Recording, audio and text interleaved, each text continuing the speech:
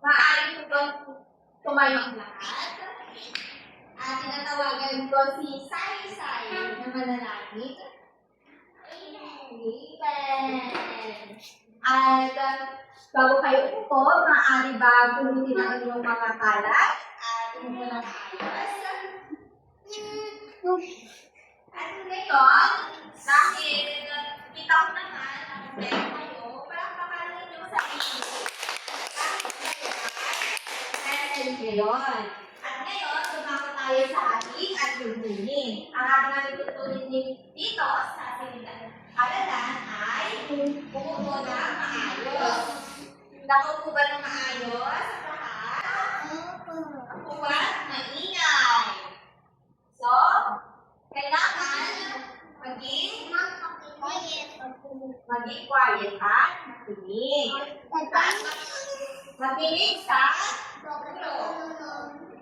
at pang-lima, pang-apat, itaas ang kamay kung sumagot.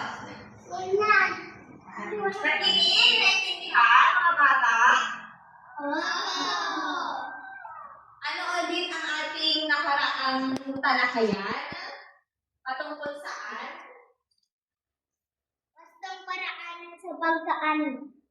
Very good! Bastong paraan ng pag-aani. Paano tayo mag-ani? Ano yung mga kailangan natin para mag-ani? Gamitin lang. Walang. Gamitin ang Ano yung mga galunan ng pag-less? Walang. Kutsilyo. Ulo. Ano to? Kutsilyo. Yes. Ano to? Yes. Napakahusay. Dahil sumagot kayo, meron kayong mga premyo mamaya. Okay? Ngayon naman ay gusto nyo ba ng kwento, mga bata? Meron akong inihandang kwento. Napabasa ka dyan? Opo. Ay, parang balik. Meron akong kwento. Anong title ng kwento? Hilig sa bunga.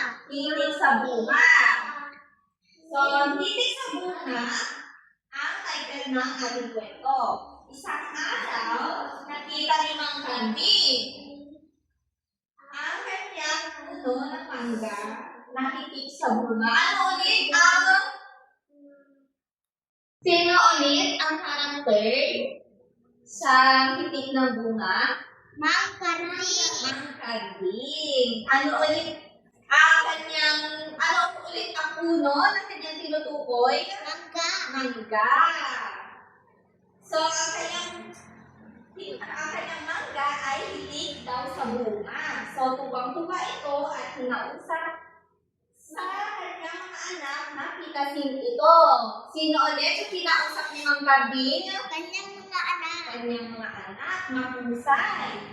So, napansin ni Mang Kambing, napansin niya na masyado marami ang kanyang kapitas, kaya naisip na ibenta ito sa mga kapitbahay. Ano ulit? Bakit kailangan ibenta ni Mang Kambing ang mga hinarvest niya? Kasi napakadami. ganda na itong anis. Ano ulit ang produkto ni Mang Kambing? Mangga. Sino inutusan ni Mang Kambing? Paano naibenta ni Mang Kambing ang kanyang mga produkto? Very good sa kapitbahay. Ngayon, ano naman ang talakayan natin ngayon? Saan patungkol ang ating talakayan? Very good. Ang talakayan ay paano naibenta ang mga produkto na ginawa ni Mang Kambing. So, ito ang mga paraan para benta. Sino pupunta sa palengke? Yan, sumasama kayo sa ilang mga magulang. Ano yung mga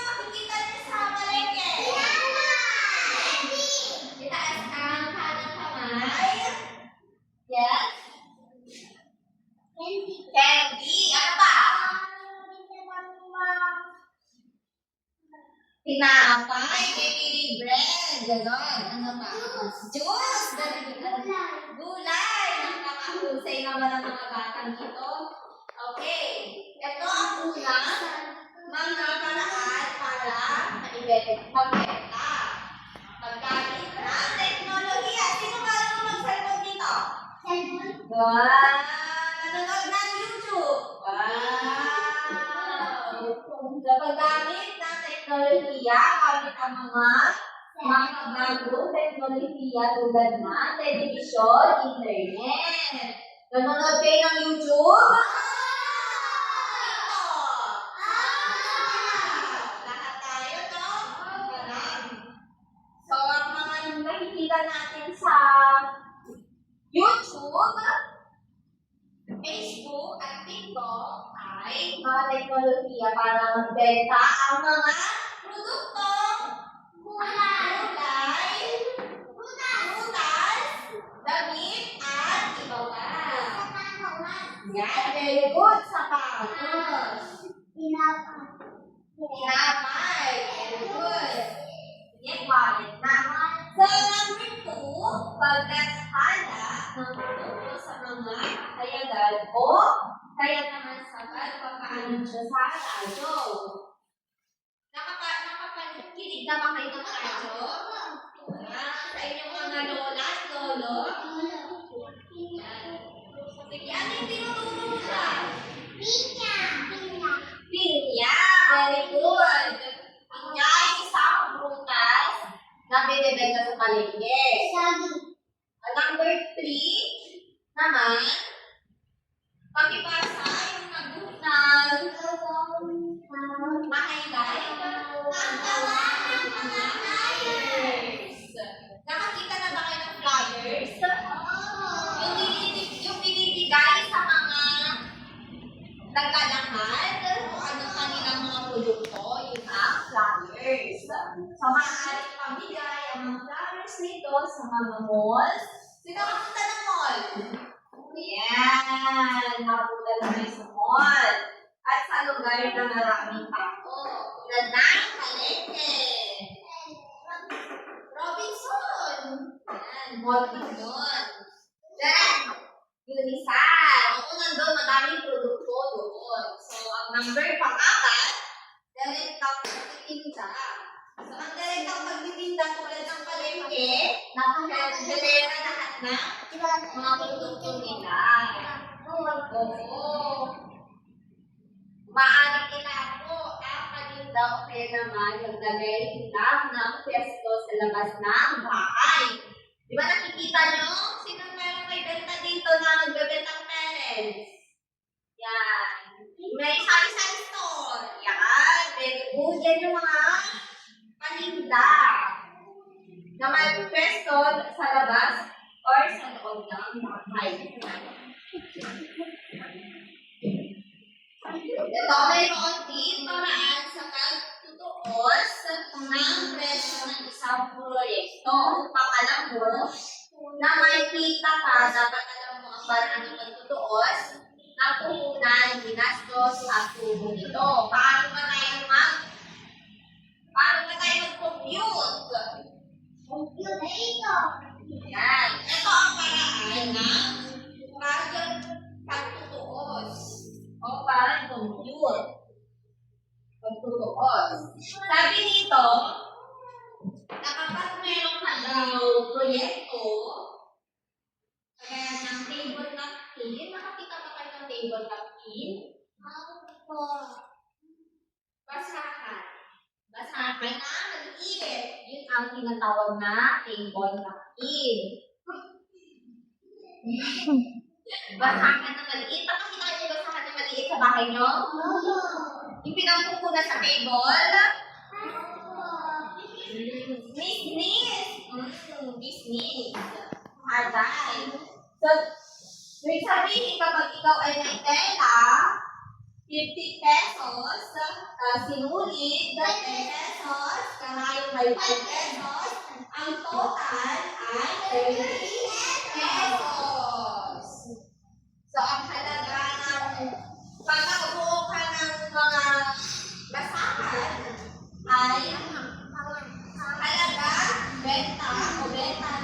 table napkin. 45 pesos isa daw.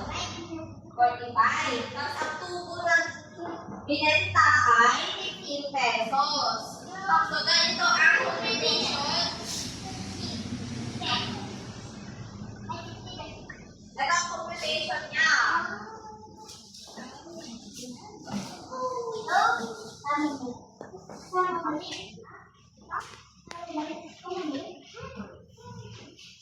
Ganito ang computation niya. Kapag ikaw ay may 30 pesos, at ang benta mo ay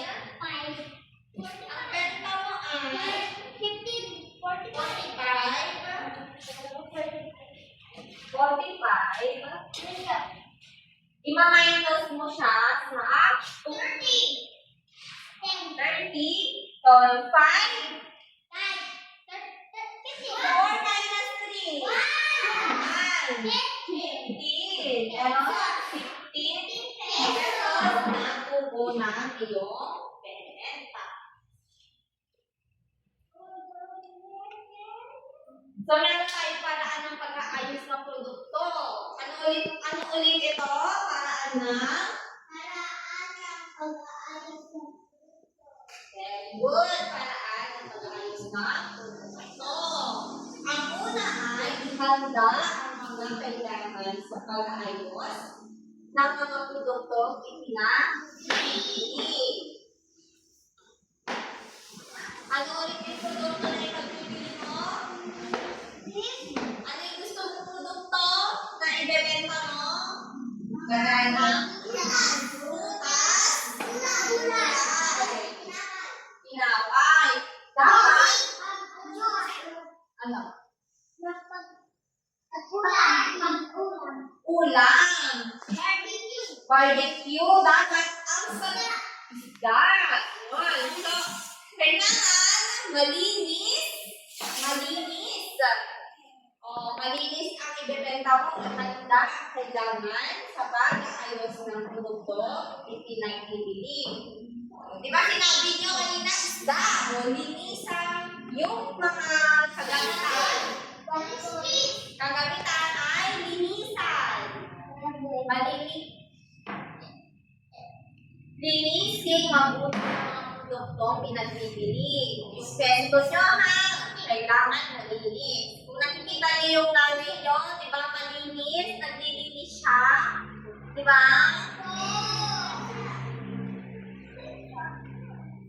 Ilagay sa tamang lalagyan ang mga produktong pinagbibili. So, kailangan nakaayos ang gusto o yung mga produkto na gagamitin. Malinis. Di ba kung pupunta tayo ng palengke, napakalinis?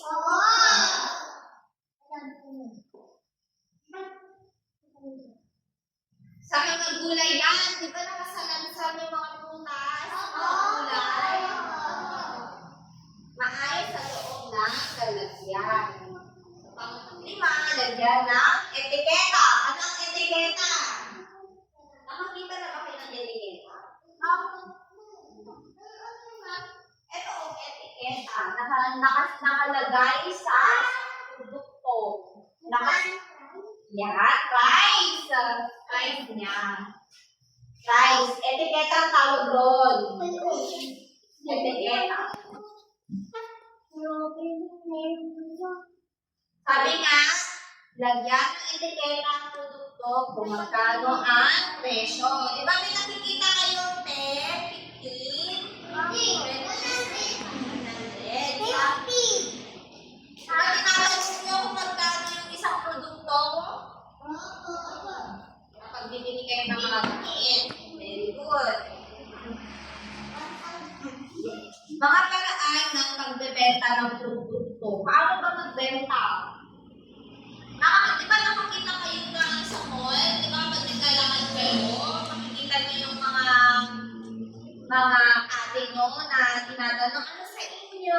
Meron po kami ganito, meron po kami cellphone. Di ba? Nakikita nyo?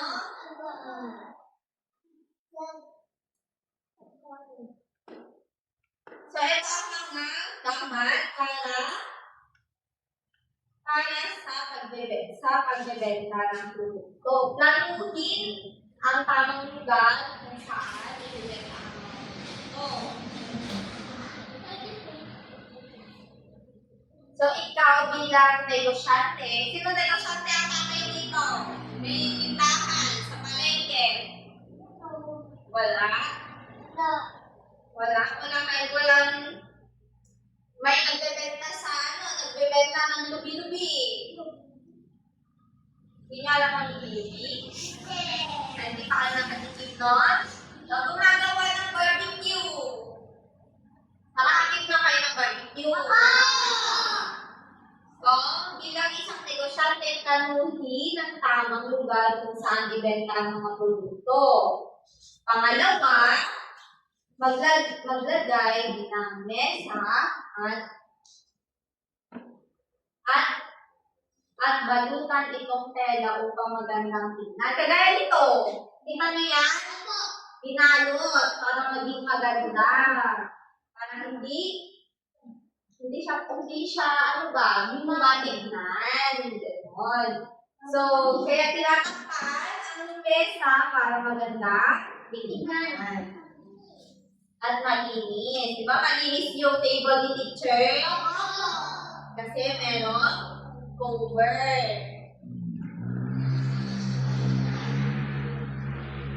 Bilatag sa ibabaw ng mesa ang mga produktong ibebenta. So, dito sa lamesa, imagine nyo na may madaming barbecue. Yan. So, para mahikayat ang mamimili pala. Lagyan ng mga palatandaan ng ang bawat uri ng produkto.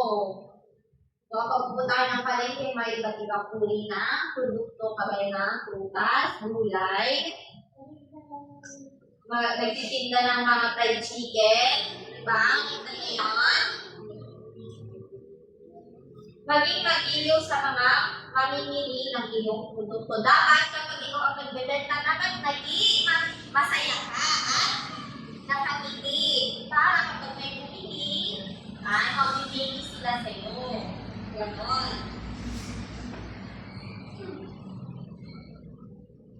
Dumako na lang tayo sa mga paraan ng pagbebenta ng produkto gamit ang internet. Di ba nanonood kayo sa YouTube? Nanonood kayo sa TikTok. Ilagay sa tamang pakende at sisidlan ang mga produktong ibebenta. Alam niyo ang sisidlan? Alam niyo ang sisidlan? Paglagyan. Kaway nito, sisidlan. Paglagyan ng mga produkto. Sisidlan. Mga supot. Basket. Eco bag. Eco bag, basket. Di ba nilalagay dito yung mga produkto? Kagaya ng prutas, gulay, tinapay. Sa tinapay, nilalagay siya sa paper bag. Yung basket, nilalagyan doon ng mga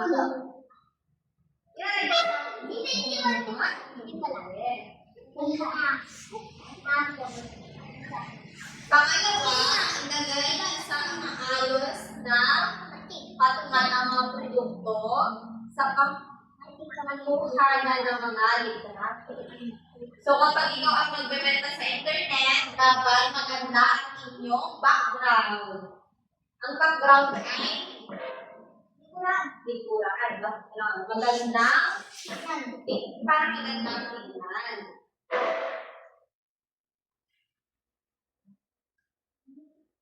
Buksan ang computer at internet at mag-typing sa mga ibang sa mga internet tulad ng Shopee, TikTok, Shop, ibang pang website, at marketplace na pwedeng gamitin. So, pag magbebenta ka gamit ng internet, ay maganda ang inyong produkto. Naintindihan ba? Ngayon, gusto nyo ba maglaro?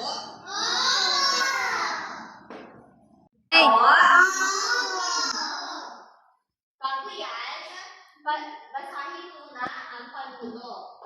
Panuto, mga panuntunan sa pagsasagawa ng pagtatagawain. Tapos na ba?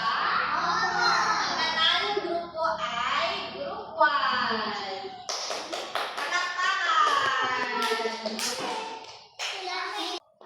Ngayon naman, dumako tayo sa pangalawang aktibidad. Kung talagang naintindihan ninyo ang ating talakayan kanina. Ngayon naman ay basahin nyo ang panuto. Lagyan ng check ang paglago-bato ang paraan ng pagkikikalat ng pamimili at Ellis Community. Sino gustong sumagot? Saysay?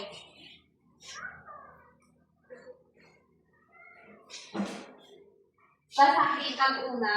Tanungin at tamang paggamit ng pagbebenta ng produkto. Tama. Tama. Eh. Sino ba? Sino ba? Martin? Basahin ang pangalawa. Paging sa mga mamimili. Yan, very good. Sino ba? Edmund. Ano ang number 3? Nakailang na ipipeta. Yan, very good. Yan, yan.